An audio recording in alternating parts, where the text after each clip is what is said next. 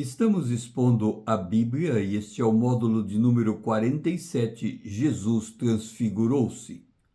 Logo depois de Jesus multiplicar os pães, ele se retirou porque queria fazer dele rei. João, capítulo 6, verso 14 e 15. Vendo, pois, os homens o sinal que Jesus fizera, dissera: Este é verdadeiramente o profeta que devia vir ao mundo. Sabendo, pois, Jesus que estavam para vir com o intuito de arrebatá-lo para o proclamarem rei, retirou-se novamente sozinho para o monte. Vamos entender o contexto bíblico desse anseio natural do ser humano. O povo de Israel era escravo no Egito. Veja a condição de vida deles. Êxodo, capítulo 5, versículo 9 e 14. Agrave-se o serviço sobre esses homens, para que neles se apliquem e não deem ouvido a palavras mentirosas. E foram açoitados os capatazes dos filhos de Israel, que os superintendentes de Faraó tinham posto sobre eles. E os superintendentes lhes dizia: Por que não acabaste nem ontem, nem hoje a vossa tarefa fazendo tijolos como antes? Deus enviou Moisés para libertar Israel da escravidão. Êxodo capítulo 13, o verso 16.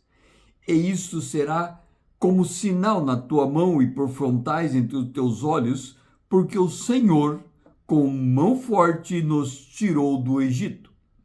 Libertos, Israel logo quis voltar à escravidão por faltar-lhe comida no deserto. Eles podiam ter orado a Deus, mas preferiram murmurar. Êxodo capítulo 16, verso 2 e 3. Toda a congregação dos filhos de Israel murmurou contra Moisés e Arão no deserto. Disseram-lhe os filhos de Israel: Quem nos dera tivéssemos morrido pela mão do Senhor na terra do Egito, quando estávamos sentados junto às panelas de carne e comíamos pão a fartar, pois nos trouxesse a esse deserto para matardes de fome toda esta multidão. Este foi o mesmo sentimento do povo depois de Jesus ter multiplicado os pães. João capítulo 6, verso 26. Respondeu-lhe Jesus: em verdade vos digo, vós me procurais, não porque viste sinais, mas porque comeste dos pães e vos fartaste. O homem natural só tem uma perspectiva: a vida reside no que se pode ter nesse mundo. Jesus alertou veementemente contra esse tipo de perspectiva. Lucas capítulo 21, versículo 34. Acautelai-vos por vós mesmos, para que nunca vos suceda que o vosso coração fique sobrecarregado com as consequências da orgia, da embriaguez e das preocupações desse mundo, e para que aquele dia não venha sobre vós repentinamente como um laço. Neste mundo, há três vertentes existenciais. Ou a pessoa luta pela sobrevivência, ou ela tem assistência para não se preocupar, ou ela busca a prosperidade, se torna empreendedora. De um modo ou de outro, a vida para estas pessoas reside nessa vida, nesse tempo. O que vem depois da morte não importa. Lucas capítulo 2, a partir do verso 16, Jesus contou uma parábola que expressa esse tipo de comportamento e atitude. Ele lhes proferiu ainda uma parábola dizendo: O campo de um homem rico produziu com abundância, e arrazoava consigo mesmo, dizendo: Que farei, pois não tenho onde recolher os meus frutos? E disse: Farei isso. Destruirei os meus celeiros, reconstruí-los-ei maiores, e aí recolherei todo o meu produto e todos os meus bens. Então direi à minha alma: tens em depósito muitos bens para muitos anos. Descansa, come e bebe e regala-te. Mas Deus lhes disse: louco, esta noite te pedirão a tua alma, e o que tens preparado, para quem será? Assim é o que entesoura para si mesmo e não é rico para com Deus. Como você responderia a esta pergunta? Jesus explicou que esse tipo de perspectiva é um arremedo de loucura, porque tudo se resume nesta existência.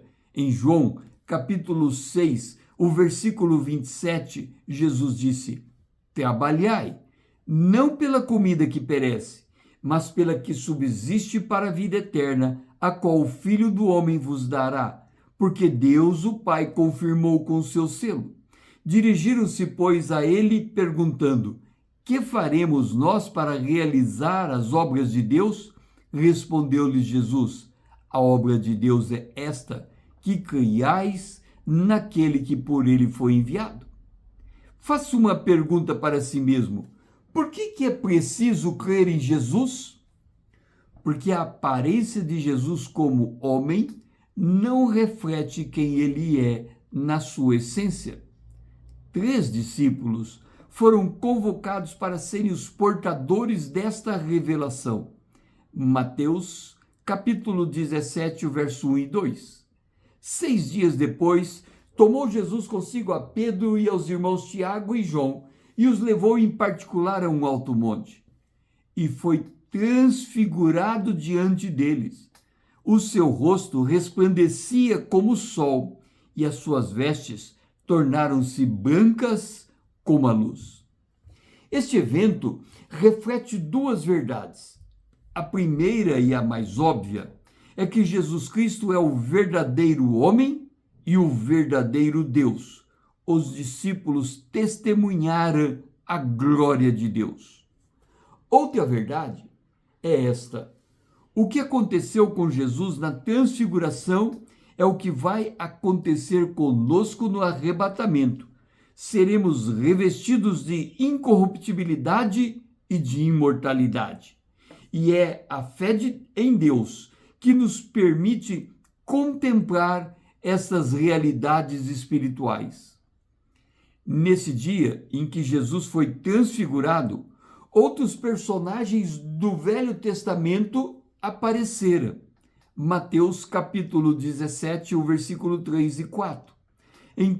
Eis que lhes apareceram Moisés e Elias, falando com ele. Então disse Pedro a Jesus: Senhor, bom é estarmos aqui. Se queres, farei aqui 3 tendas. Uma será a tua, outra de Moisés e outra de Elias.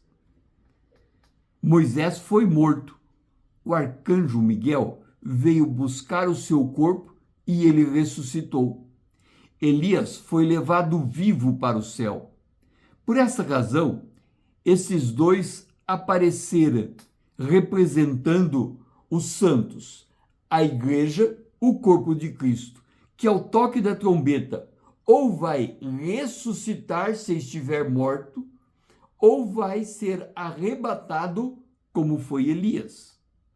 Para participar destas realidades é preciso crer. Em 1 Tessalonicenses, no capítulo 4, a partir do verso 13, lemos: não queremos, pois, irmãos, que sejais ignorantes com respeito aos que dormem, para não vos entristecerdes como os demais que não têm esperança. Porquanto o Senhor mesmo, dada a sua palavra de ordem, ouvida a voz de arcanjo e ressoada a trombeta de Deus, descerá dos céus. E os mortos em Cristo ressuscitarão primeiro. Depois nós, os vivos, os que ficarmos, seremos arrebatados juntamente com eles entre nuvens para o encontro do Senhor nos ares. E assim estaremos para sempre com o Senhor. Nesse dia do arrebatamento, o mundo perderá completamente o sentido.